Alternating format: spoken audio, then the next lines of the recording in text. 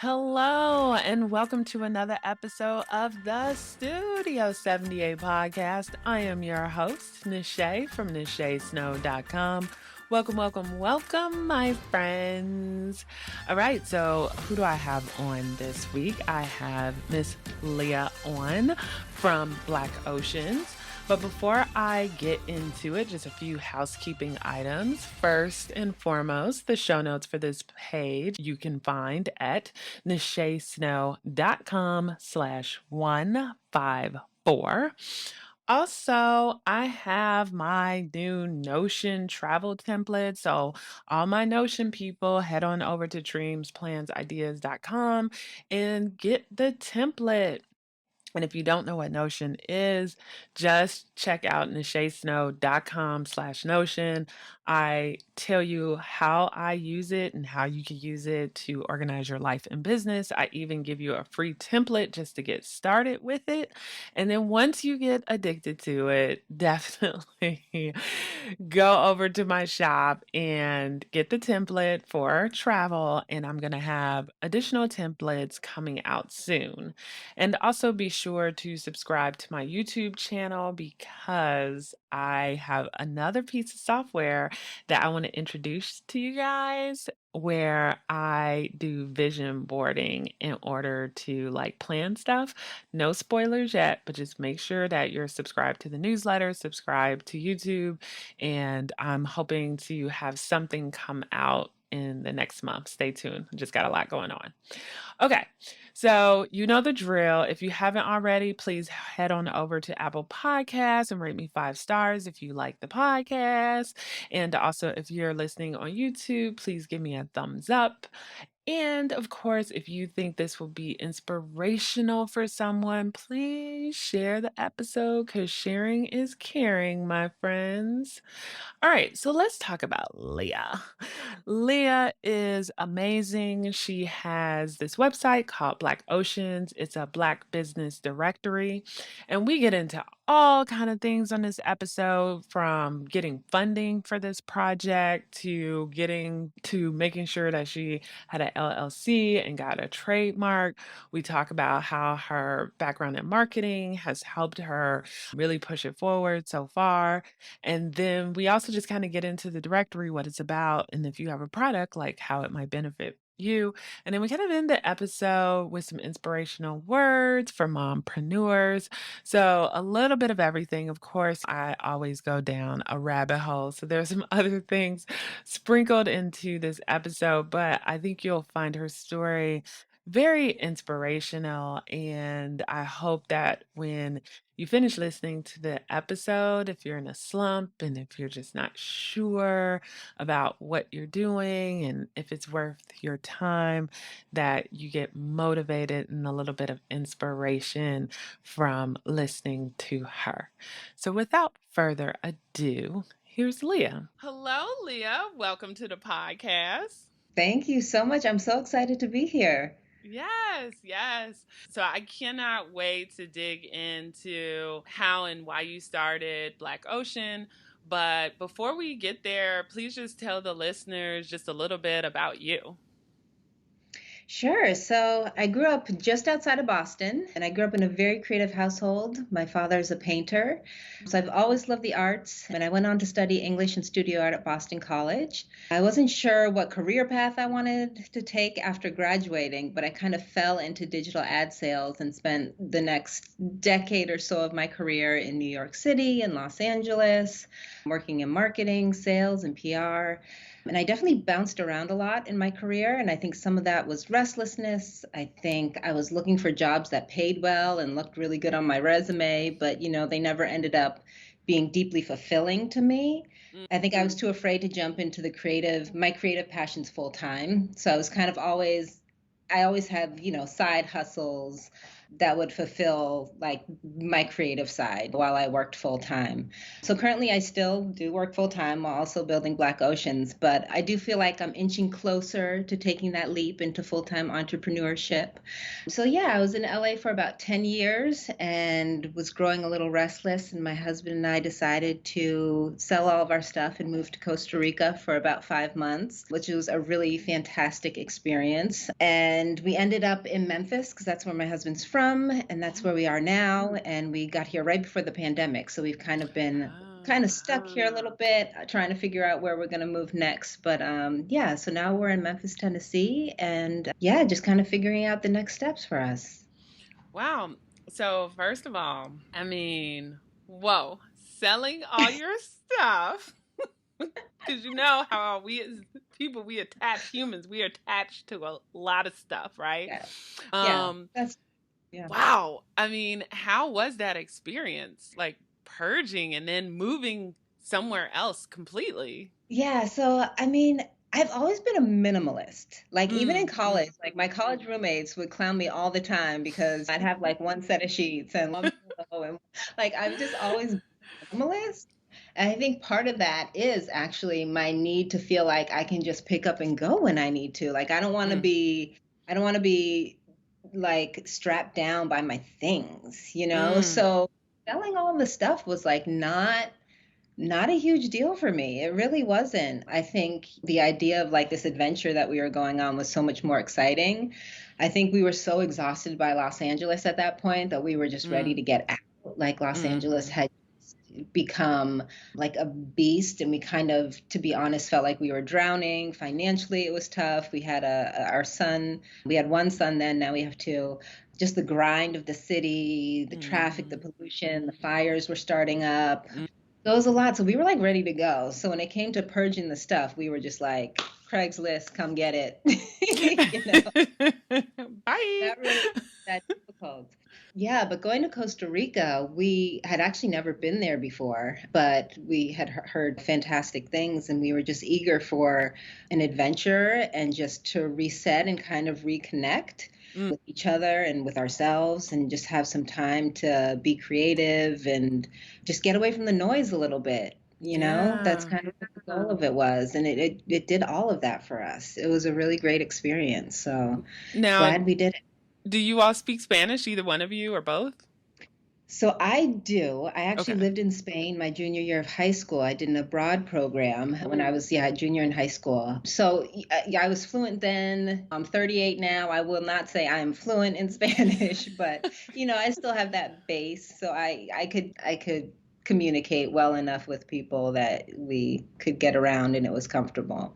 Mm.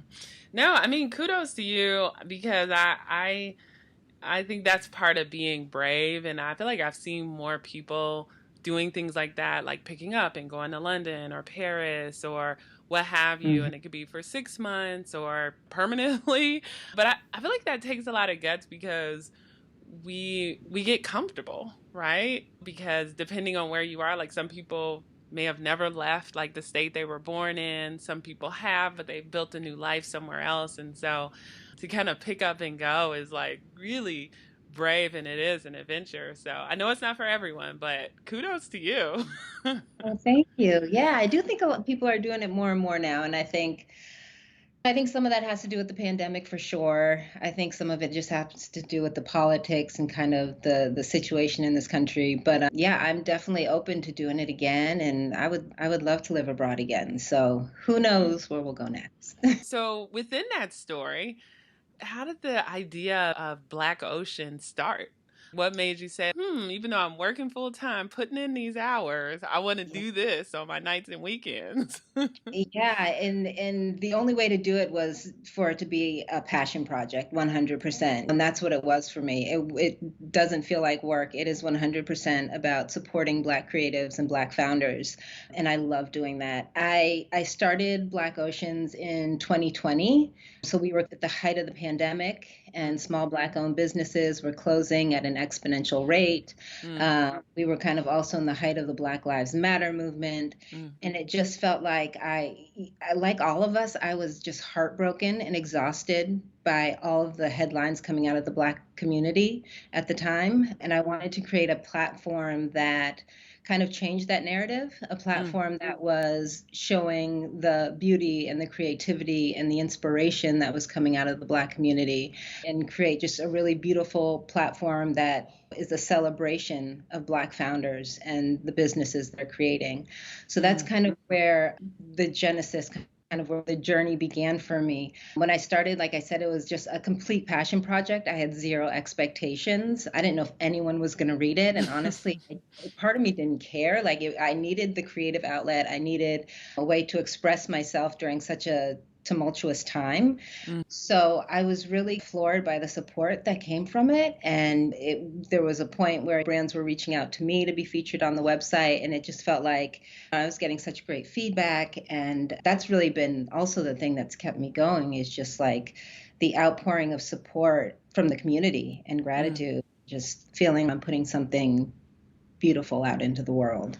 Yeah. And I know sometimes people have the idea where they want to help, and it could be like from opening a store to creating something online to actually having a product manufactured, and they tweak the plan to death, right? Until maybe sometimes it's years before they get started. And so, what did that getting started look like for you? Like, you're like, I have an idea. Let me come up with a name. Let me email some people. Like, how did that happen?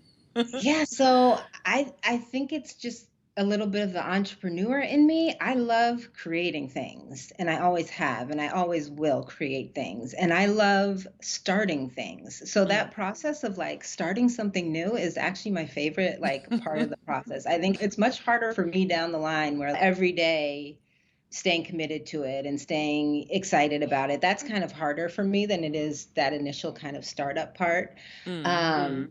So yeah, I was excited. I came to the name Black Oceans. It comes from the Maya Angelou poem "Still I Rise." Mm. There's a verse: "I am a black ocean, leaping and wide, welling and swelling. I bear in the tide." And so I thought, that's perfect. It was like just kind of like a light went off, and from there, kind of all the visual and the branding kind of stemmed from that poem, and also the visual of a black ocean and the idea of kind of black people rising and succeeding despite all of the barriers and Mm. obstacles. So that was a really fun part of the journey for me, was that creation part, coming up with the name and the logo and kind of what the aesthetic would be and what brands I wanted to reach out to, developing the Instagram page, which kind of became like a visual directory of Black owned businesses. I won't necessarily say I had a business plan from the start. I'm a Mm-hmm. very creative and a very visual person. So a lot of that startup, for the fun startup stuff for me, was like the visual creation of the brand, Mm-hmm. more so than, okay, what's the 30, 60, 90-day projection of the like business plan, and all of that wasn't really top of mind for me. It was really more about the design and the creative aspect of it. So yeah, that part of the process was really fun. It was great. Yeah. Yeah. As I look at your site, and for the people who've been listening to my podcast a while, they know I'm a little bit of a design snob. I'm a designer by trade, so I'm all about good layout, good Yes. images. And so, but what I have found, like even with the podcast, is as sometimes I'm looking for guests. Like there's some people, for example, that I'm like, ooh, even though I kind of love what they're doing, I'm not sure if they're ready for the podcast yet because maybe their website isn't quite right, Mm, and I could still tell that they're kind of working on that brand part. And you want to make sure you're like featuring someone where people feel comfortable putting in their information or whatever it might be, right? right, And right. so, when I look at the designers that are featured on your website, I mean, the images are so rich and it's just, oh my God, this is amazing. These products are amazing. These artists are amazing. How do you curate your directory and choose folks to be on your directory to make sure that you do have this good visual brand and highlighting these amazing Black businesses? Yeah, so that's, I mean, like you said, I do the research before I reach out to brands. So I'm looking at, like you said, the website, I'm looking at the Instagram. You can kind of tell pretty quickly if a brand's going to be able to send you beautiful high-res images or they're not, based on kind of, Mhm. the website and their social media. So that's definitely one of the criteria I look for if I'm going to do like a full feature on a brand. I do use stock imagery sometimes, and I obviously try to find kind of organic images that don't feel very stock imagey. But for the most part, the images come from the brands themselves. So yeah, I'm looking for brands that kind of have that aesthetic that I think will fit nicely with Black Oceans. And if a brand reaches out to me, that's one of the criteria I'm obviously looking for. And if they don't necessarily meet that, I might suggest, that we feature them in one of our listicles. So maybe we don't do a full page article on them that includes multiple images. Maybe we just include them in one of our listicles, like our top 10 best XYZ articles. We also have a Black owned business directory, which is a pay to play subscription based directory. So again, if I don't necessarily feel like it's the perfect fit for the editorial side, I might direct them to the Black owned business directory to register their brand there. And in that space, they also get a full page feature. Again, they do pay a small amount for that, but we feature a summary about their brand, an image, and then links to their social and their website on that space. So yeah, we try to say yes to everyone. It's just a matter of where we feel like the best fit is for them on the website. And that does have a lot to do with the aesthetics and what we feel like they can provide in terms of creatives. I know sometimes when people hear that, they're like, I know I'm not quite ready yet, but I want to get featured. And even I've had some folks too to reach out, and I'm like, they either maybe they don't quite fit the category of artist, or maybe their brand Right. isn't there. But if I still like what they're doing, I'm like, oh, I'll maybe put a shout out the newsletter that I send out, Yes. or highlight something in my stories like, oh, love these earrings by so and so, right? Just to try to Absolutely. give them some love as they're growing their brand. Yeah, I mean, that's our mission, is to uplift and showcase Black-owned businesses. I don't think we would ever say no to anyone. It's just a matter of figuring out what's the best way to promote them. Yeah. And then Yeah. I love, and this kind of goes into my next question. So you have the pay to play directory. I've told people before, it's so interesting because even when you have a passion project, like I feel like my podcast is a passion project, right? I do this on nights and weekends. I'm not looking to buy a house with money that I make. If I make Right. money, great, right? But I mean, I'm like making zero. I wouldn't care, right? I'm gonna do this because I enjoy talking to people. I enjoy bringing attention to businesses, and if that helps them flourish, there's just something about it. And but with that said, there are costs associated even with passion projects, right? Where you're paying for web hosting, Yeah. URLs. And then it is nice to get paid for your time, because even with passion projects, it's hours of research, hours of putting things together and writing things. Even if it's making a little, it's like, this is like a little reprieve, and it kind of helps Yeah, with that passion absolutely. project. So I was going to ask you, once this got started and when you really saw some momentum, what did that look like for you? So then you could at least generate enough funds for the base pay to cover all the expenses, and then maybe some extra that you could eventually even give back to the business. Yeah, well, I'm so grateful because one of the first things I did was I did kind of like a round of friends and family fundraising on GoFundMe, and Mm. so grateful to my community for showing up and supporting.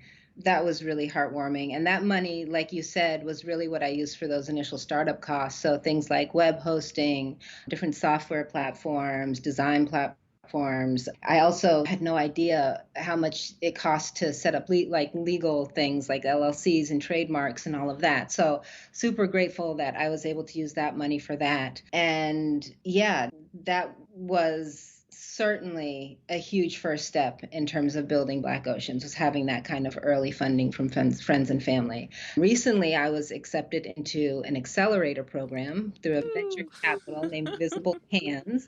So I'm very excited about that. That kicks off in September, and it'll be a 14-week accelerator program with 50 other underrepresented founders. So that comes along with a bit of funding up front, and then the Mm. opportunity to pitch them at the end to get more funding. So I'm super excited about that. That's been one of the largest challenges, as is just trying to get the funding to build the brand. I was really fortunate to hire a part-time writer recently, which has been a game changer since our content is everything. But I applied for grants, I applied for loans, I just a lot of no's. Mhm. A lot Mhm. of doors in my face. That certainly has been one of the largest challenges, but super excited about this opportunity with Visible Hands, and hopefully it'll help kind of launch the website into the next phase where I want to take it next. I think that is super exciting because this started out as a passion project. You never know where it's going to go. But of course, a dream is always, if your passion project could one be just the thing you do, right? I Yes. mean, Yeah. it's amazing. But it's always like a journey. I feel like whoever I talk to, it's a journey, right? And figuring out how to make that happen because there's just so many facets to it as far as really figuring out how to make enough to kind of sustain like your way of life, right? So you can Mhm. still have insurance, which will be ridiculously expensive when it's not being assisted by a corporation, right? Discounted or what have you, Mhm. and still being able to pay your mortgage and your rent and go All out of to it. Yes. dinner. And Yeah, I know. I mean, that's the dream, right? To make that passion hustle your full-time gig. So I'm working hard towards that, and I hope that's the dream.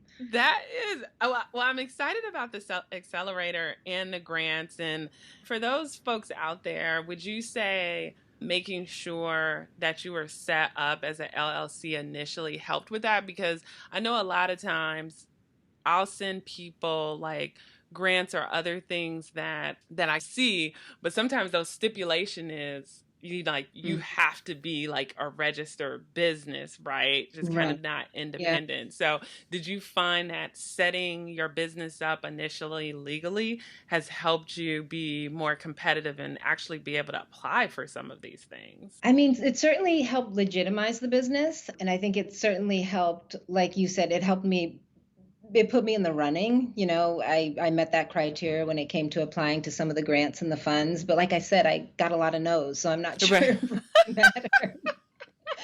But I think just for my sense of security, it was nice to know that I had that LLC. And like I said, it helps to legitimize the business. I think when people see that LLC, they know you're serious about it. They know it's a real business. They know you have a vision and a plan. And I think all of those things come with it. And I think, the trademark for me was also just trying to protect my idea, protect my content, protect my logo, and again, that just made me feel more secure as a founder myself. But I'm new to this. This is my first LLC. Like I said, I've done high kind of side hustles in the past and done various freelance gigs, but to have my own business is very new to me. So I'm still learning as I go. Yeah, but I mean, going back to your question, I don't know. I think it's hard to say whether or not it truly has been beneficial to this Right. No, that's point. fair. That's fair. And earlier you mentioned that you did a little or had a little experience in, or a lot maybe, in marketing. And I was curious how that experience played into you getting Black Oceans out there and if you had any marketing tips for people. It's funny because with my career, like I said, I jumped around a lot and I was kind of criticized for that. People wanted to see kind of stability on my resume and they wanted to see a clear path. And I got a lot of kind of backlash for that. But it turns out that when I started Black Oceans, it was the perfect storm. Like all of this experience that I had was so important in launching my business. When it came to the marketing side, I had the marketing background. When it came to my PR background, I was a junior publicist for a minute in Los Angeles. But even just that small bit of experience helped in terms of pitching you and pitching podcasts and pitching press. And my sales background has really helped, kind of my ad sales background has helped in monetizing the site. So I Mm. never, as I was going through these different stages in my life, I never imagined that they would all kind of come together in such a beautiful way that helped really launch this business, but they have. And so I'm really grateful for all of those experiences. My marketing background, I have done marketing in various kind of fields. That is what my full-time job is right now, is an event marketer. So when it comes to Black Oceans, it's hard because I'm a team of one. I do have a part-time writer, but for the most part, I'm doing everything. So there are areas of marketing that are really hard to dive into full-time because I am kind of stretched thin. Like, I wish I could devote more time on social media because I think that is such a great kind of organic way to build an audience and engage with people.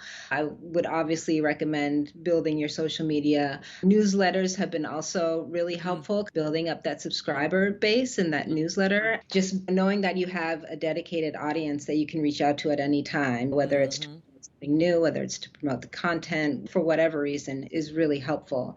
Yeah, so I think those have been two of the most helpful things when it comes to marketing. I also think just networking has been huge for me. When people hear about kind of what I'm doing, they want to support it and they want to help, and that's been immensely helpful for Black Oceans and its growth. One of the first podcasts I did, the host of the podcast was a wonderful woman, and she connected me with so many other Black female entrepreneurs that we connected with over Zoom, and we've been supporting each other and helping each other. And even if it's just someone reposting something or sharing something on LinkedIn or Instagram because we had that connection, all of those things have really, really been helpful. And it's nice to see that still a possibility in the world of COVID when we are so disconnected in a certain way when it comes to meeting people in person. But networking has still been a really, really great thing for Black Oceans and kind of the progress of the business. Yeah, and it's interesting that you mentioned in person because when I look at all your amazing brands, like pre-COVID, I used to love, like they had so many craft fairs out in the DC area, from Crafty Bastards to Craft Mafia in Baltimore. I mean, it was just amazing. You had these curated artists and you would go out and you could support like your local artists and touch and feel their products. Yeah. And so looking at your website, and I know they're from all over the US, right? But I'm sure if you wanted to, you probably could do something even locally in Memphis. But with the pandemic, it's probably kind of so curious. Do you think one day you would do some type of an event with some of the people that you feature? I would love to. Yeah, I think that's a great idea. I think, again, it just comes back to bandwidth, and hopefully with what I have coming up, maybe I'll get the funding to kind of build a small team. But I love that. I've worked in events in the past. That's another one of the many jobs I've had. So yeah, I love the process of kind of brainstorming and the production that happens with events and the planning. So yeah, I would love to do like a pop-up with small Black-owned business owners and have them set up tables or sell their products. I think that would be super cool. I would love to do that. If maybe we go on tour, Black Oceans on tour. Yeah.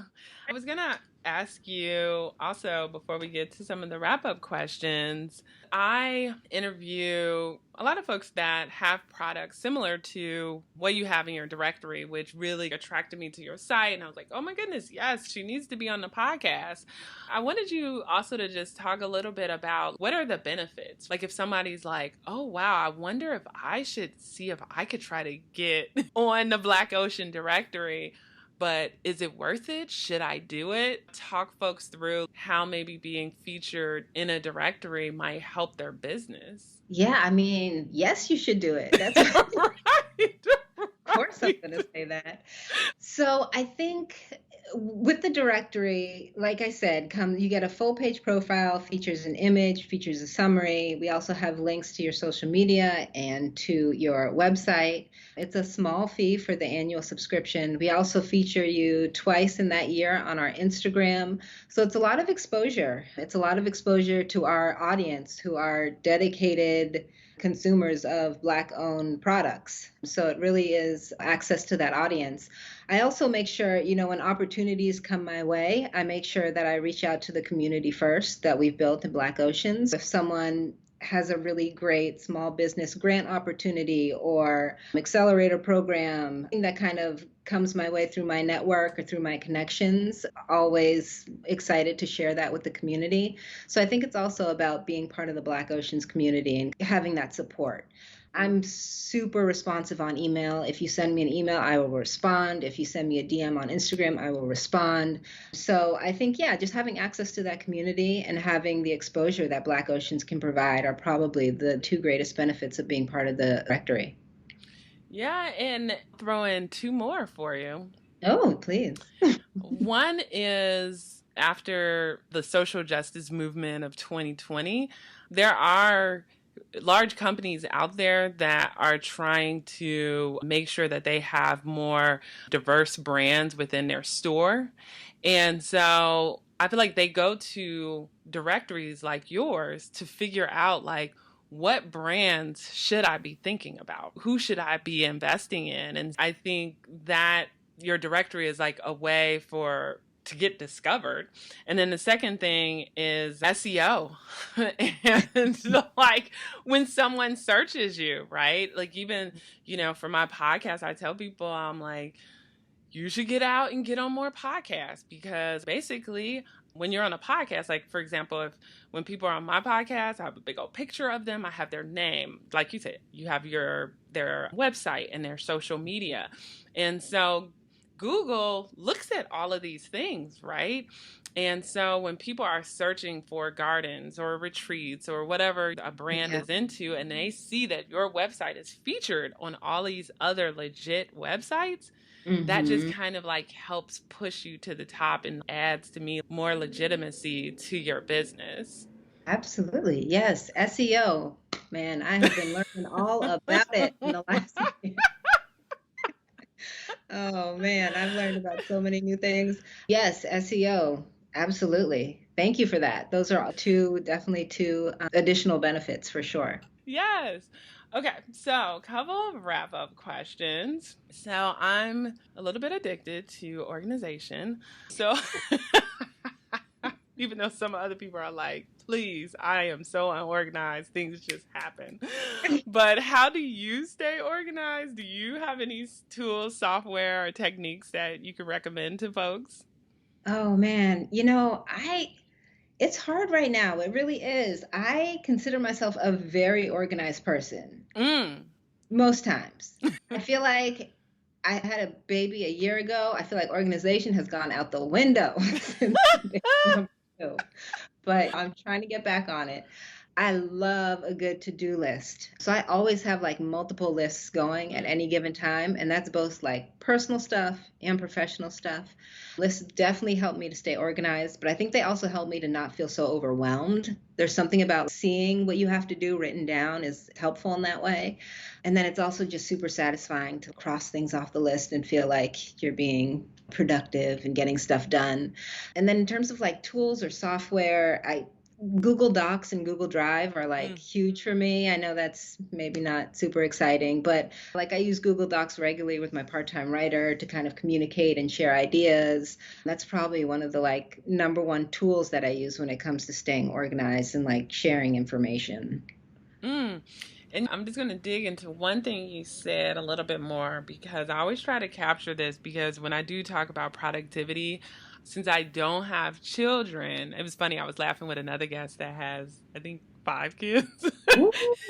And so I was like, I need you to tell them that this could be done, like, regardless of your situation. And being like a mother with a 1 year old, right? And another child that's a bit older. Any advice for new mothers out there that have like this business idea, working on a full time job, but they're just like, can I do this? I mean, for me, it's been seeing other mothers do it, that's really inspired me. And that's people like within my close circle, really good friends of mine who are also entrepreneurs, who are also launching businesses, who are also mothers. And then also just seeing women on LinkedIn and in the media who are doing it. I think for me, like just seeing other women do it is what really keeps me motivated, and it's okay, I can do this, I can do this.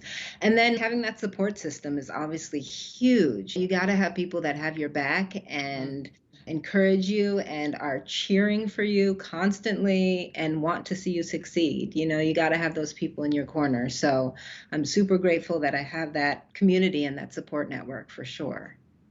I love it because I am all about that, having your circle.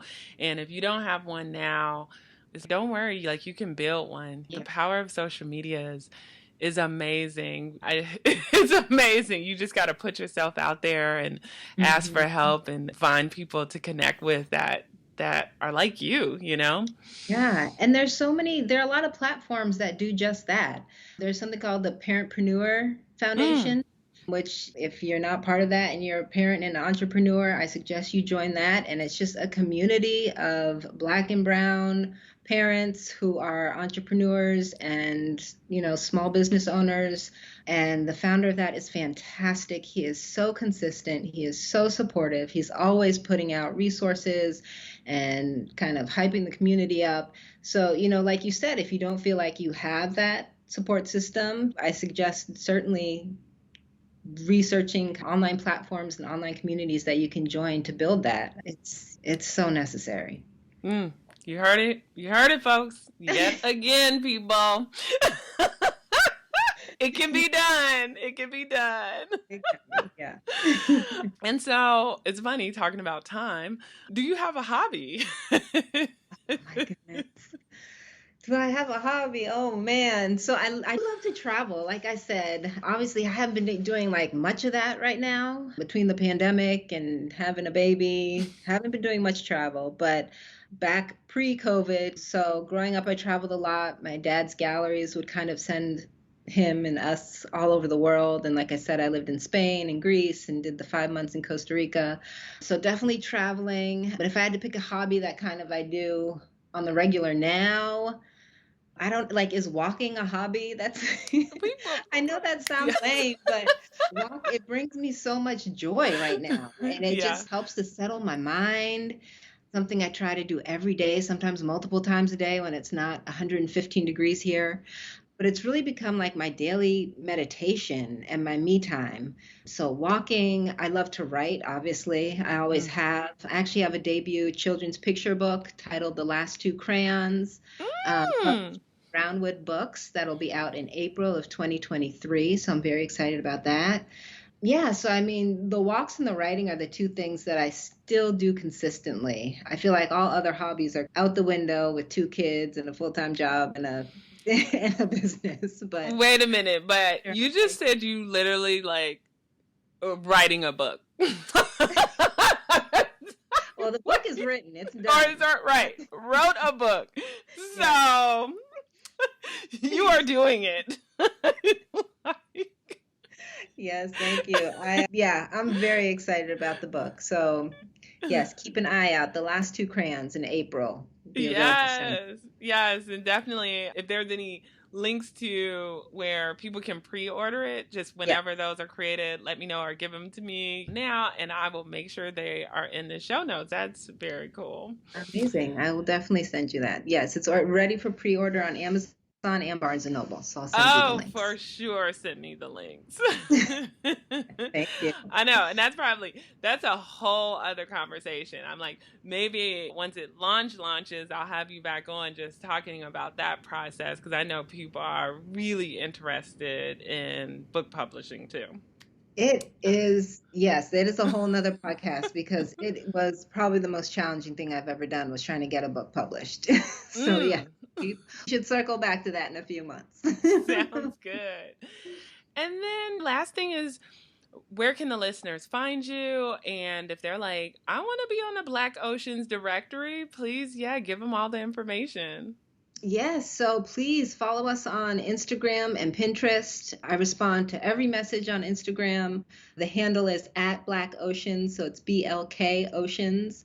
My email is also posted on the About page on blackoceans.com, so you can feel free to shoot me an email at any time. You can register for the directory directly from blackoceans.com. There's a link on the homepage that says directory and the navigation, and you can register your brand right there. But yeah, feel free to email me. I love hearing from readers, from founders, anyone. Would love to talk to people. Perfect. And good luck to you in this new program. That is Thank you. very exciting because I feel like I love how I built this podcast too. And I always feel like the millionaires, they were like, yeah, I was in this accelerator program. And then I met so, That's the dream, right? so I'm just going to be like, she was on my podcast in the early years of her business. I love it. That's the dream. Oh Right. man, we're getting Before there. We're getting Oprah featured her, she was on my podcast. Speak it into existence. I love that. Let's manifest that right now. Well, Leah, thank you very much. And I really appreciate you sharing your story.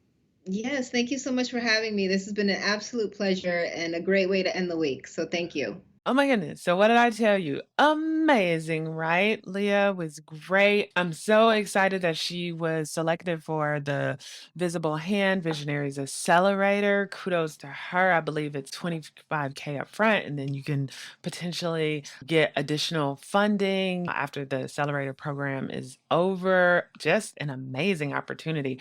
I actually linked the page that mentions her and talks a little bit more about the accelerator program on the show notes. So go over to nachesnow.com/154 to get the link to that. I also linked to the pre-order of her book on Amazon if you want to support her. And then I also linked the parentpreneur that she mentioned just in case that is of interest to you. Anywho, I hope that this inspires you to start a passion project, keep a passion project going, or grow your passion project to the next level. Do something that you love and keep with it, and you just never know where it may take you. And the last thing I'll say about this episode is wow, sold everything and moved to Costa Rica. That is totally boss. I love it, love it, love it. Yeah. So just know you could do whatever you put your mind to it. You want to travel the world, travel the world. You want to start a project, start a project. You need to get funding for your project, get funding for your project. Put it out there in the universe and make it happen, my friends. Okay. I will leave you with that. LaKay, and I will be back next week with another episode. Thanks again for listening. And remember, 5 stars on Apple Podcasts if you get a chance would be greatly appreciated. If you're listening to this on YouTube, give me a thumbs up and a subscribe, and really subscribe anywhere you're listening. And yeah, don't forget to check out nachesnow.com/Notion to learn more about Notion so I can get you hooked and addicted and ready to use it in order to be more productive. All right. See you guys later. Have an amazing week. Take care.